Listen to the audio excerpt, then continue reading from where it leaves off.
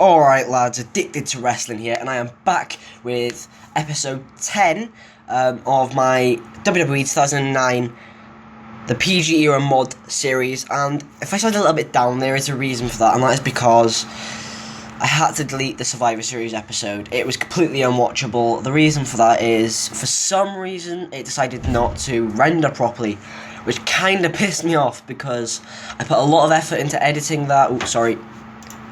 I put a lot of effort into editing that, recording it, booking the show, but still, at least we got the show history here, which I will show you guys, and then we'll go into Raw, and then we'll see where we go from there. So the show itself, we actually did have a bit of a video on Pyro, showing the main feuds going into the pay-per-view. We then had the announcers just speak about all the matches coming up. Sorry if you can hear some screaming, not screaming, barking, it's my dog.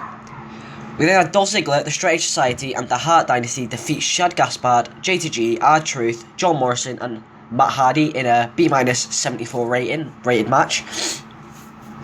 We then had Chris Jericho get interviewed about his match with The Undertaker. He just said he was going to win, and The Undertaker would be lucky if he walked out alive.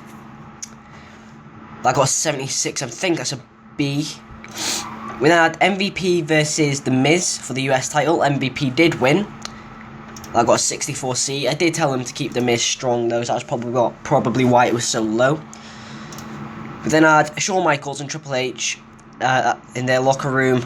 Triple H speaks about the pedigree. Basically, Shawn goes in and goes, "Right, that's it. You've been avoiding me for a week now, and I've apologised for that Sweet Chin music that I did the other week. It was an accident." And then Triple H goes, "Yeah, but the pedigree wasn't. It was a warning. I'm going to leave some Survivor Series as WWE Champion." We then had Melina and Maurice in a WWE Divas title match where Melina retained against Maurice, and that got an 80B. That is the best Divas match I've ever had. I think the reason it was so high is because I did put it based on eye candy, which is a specific Divas match type. Then I had Batista vs Rey Mysterio feud recap and match hype. That got a 676B.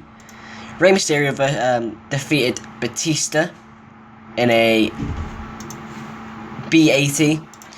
We then had Randy Orton versus Kofi Kingston feud recap and a 5 vs 5 match hype. That got a 76B again, I think. We then had Kofi Kingston, Evan Bourne, Mark Henry, Christian, and Shelton Benjamin defeat Randy Orton, Cody Rhodes, Ted DiBiase, Sheamus, and Jack Swagger in a B 82 match.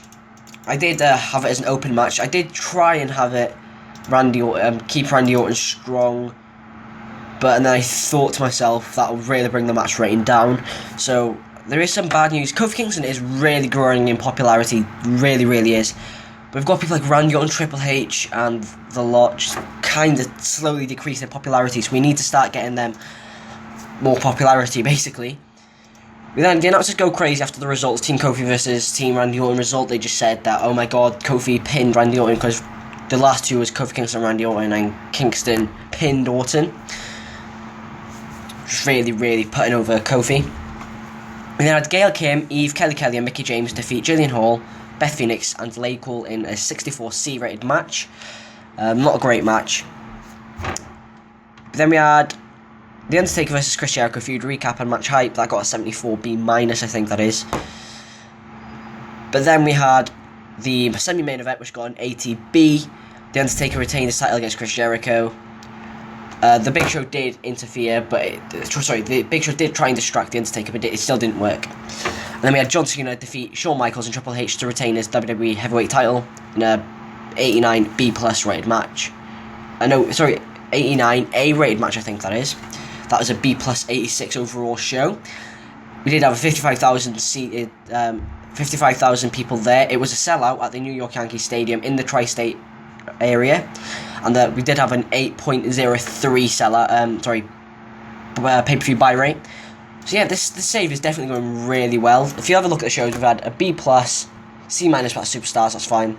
C, B-, B+, B-, C, B minus, B plus, C minus, C, B, B plus. So the ratings, the show ratings are definitely quite up and down, but overall I'm really enjoying it and it's going really well in my opinion. I've actually babbled on for about 5 minutes now, guys, so we're going to go straight into Raw now. Something I do want to mention, guys, is for some reason, I think this is, there's only one explanation for this, but it says here, backstage rating in the actual backstage area that I have 100% rating. But it says here, for Raw, it's 35%. So the only reason I can think of that is, overall rating, the backstage is fine. But when it goes into the brands, the Raw locker room isn't doing well. And it's the same with SmackDown, but that's slightly higher than 35%. And then ECW is about 20 something. So yeah, it's not great. But that's the only reason I can actually think of. I'm not too sure though. Please let me know, because I've done everything I can. I've offered everyone on my roster bonuses to make sure they're at least pleased. We've done the pay-per-view, and it has climbed up quite a bit, but still, it needs to be at, I want it to be at least 70 by the time Royal Rumble comes around. Oh, and something else I did notice, guys, is I did mention in the Survivor Series episode that the next pay-per-view is in the 4th week, so we have... the next pay-per-view is in the 3rd week, so we have 4 weeks build-up. I checked again, it's actually on the 2nd week, so we have 3 weeks build-up, not 4. But hopefully we can still get the storylines running. One thing I do want to check now, guys, is I'm going to pause it here, and I'm going to be back in a minute just to make sure that all my storylines and everything is set up before I go into the actual show. So see you in a minute, guys. Alright, so I'm back, guys, and yeah, sorry if it took a couple of seconds for me to actually pause this, because I'm recording on my phone. It's a bit awkward, but hopefully it wasn't too annoying, basically. But yeah, I have actually started to do something now, guys, and that is have a little preview before we go into the show, so you guys can kind of know what to expect a little bit, but still, there'll still be some surprises along the way. So our first preview is for Raw, and it is last night's Survivor Series. John Cena was able to survive a triple threat match with D-Generation X and retain his WWE Championship. On Raw tonight, we will find out who will face Cena for the title in a tables match at TLC. Team Kofi was able to defeat Orton in a traditional Survivor Series match, but on Raw, they will face off for the #1 contendership spot for the WWE Championship tonight. After they failed to regain the WWE Championship at Survivor Series, DX will face off against a team who also disappointed at the event, Jericho. So there's a couple of big matches here today, and there's quite a lot riding on the main event between Orton and Kofi Kingston. So yeah, let's get straight into the show, guys. Oh, a bit of a whistle there. So the show starts off with a match again. We have MVP versus Carlito. In a match with some good action and average heat, MVP defeated Carlito in 7 minutes 51 seconds by pinfall with a running big boot. Carlito was really off his game tonight. There was no work improvements. I did have it as an open match, but MVP was the winner, and it was a win by pinfall. Not that many minuses, locker room morale, which we can hopefully get very soon, and announcing quality. So hopefully once we get these two sorted, our matches will be like a lot better. But then we then have a B77 rated segment. The Miz, angry over his loss at Survivor Series, wastes no time in assaulting MVP in the ring, culminating in a skull-crushing finale onto the US Championship. The Miz improvised well throughout the segment. That's moved on the US Championship storyline. I'm actually going to give MVP a little bit of a push as well, so expect big things from him. That's a very good segment. I've got a bit of a cold as well, guys, by the way. And then the next segment is a B77 as well. In the Legacy's locker room, Randy Orton is ranting and raving about how Cody and Ted cost him his Survivor Series match the night before. Ted tries to speak up and say that they all wanted to win, but Orton slams him into the wall and tells him not to speak without permission. Cody looks like he's considering speaking up for Ted, but thinks better of it. The segment ends with Orton telling them that they better not even bother to try and help him tonight. Not a bad segment. The next match wasn't great, but it was a bit... I wouldn't call it filler, but it kind of is. In a match with some good action, but not much in the way of heat, Evan Bourne defeated Jack Swagger in 8 minutes 29 seconds by pinfall with a roll-up. Evan Bourne and Jack Swagger have pretty good chemistry, so that's awesome news. Evan Bourne is improving in performance skills. Very happy with that. C63 is not bad. We then have a C+, 66.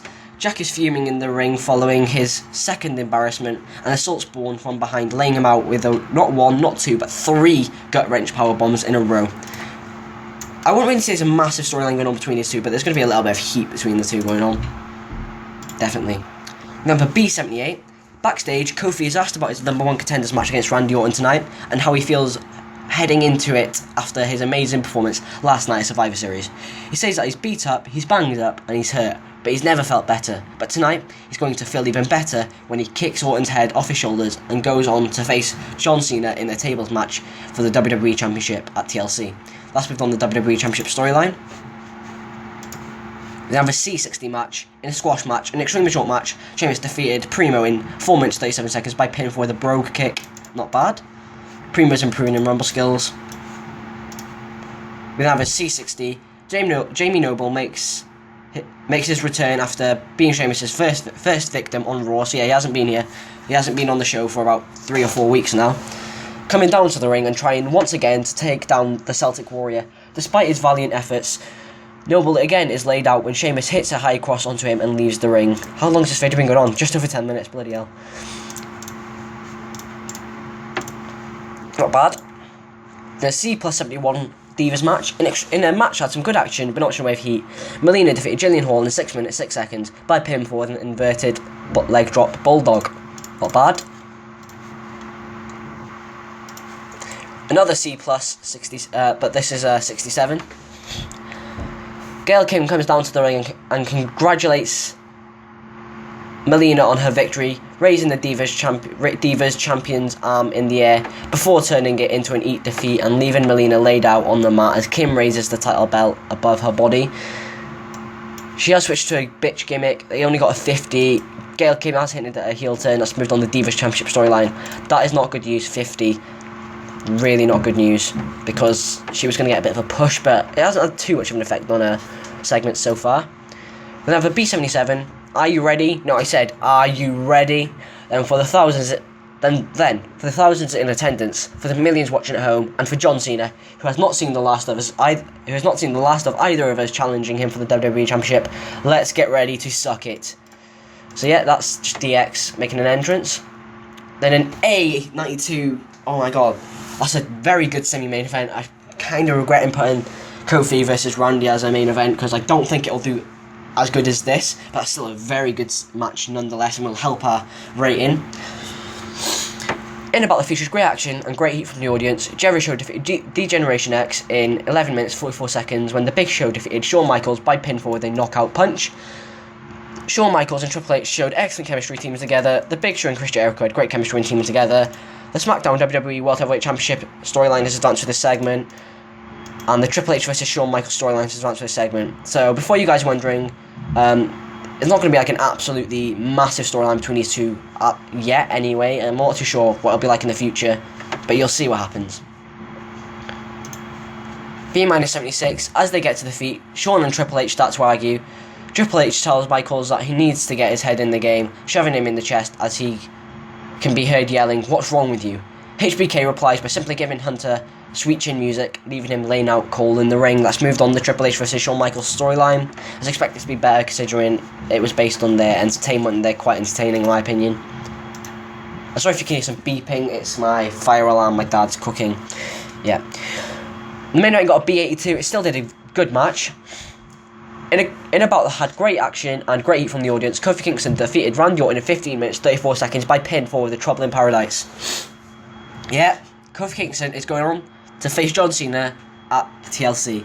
So we can actually pre-book that in now. TLC tables match between Kofi Kingston, who's got a lot of momentum, and John Cena. Bloody hell, this cold is really annoying me. Then to end the show, we have a B plus 84. Orton assaults Kofi and looks about to hit him with the punt after the match, but Cena runs from the commentary table into the ring, blocking Orton's path and sending him running into the ring. John helps his number one contender to his feet, shaking his hand to end the show. That's moved on the WWE Championship storyline. That's good news. What did the show get? B82. Not as good as past Raws, but the main event did bring it down a little bit. But overall, I'm very happy with that show actually. It's moved on the storylines like I wanted it to. We were in the New Jersey Izod Centre. I've decided instead of going to every bloody region, we're just going to go a bit of everywhere. But we are in Hawaii for the TLC, by the way. We are going to go a little bit of everywhere, just try and get popularity over America. Our British tour will be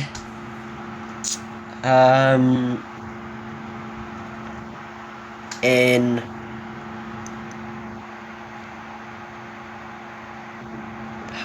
where can it go? April, because there's not really a big pay-per-view, so British tour will be in April. Our Canadian tour will be in January maybe, but we might do an Australian tour in something like September because there's nothing too big going on really. But yeah, anyway, I hope you guys enjoyed this episode. I've enjoyed making it. I've enjoyed the series a lot so far, and hopefully it'll carry on being entertaining. But I hope you guys enjoyed anyway. But bye for now.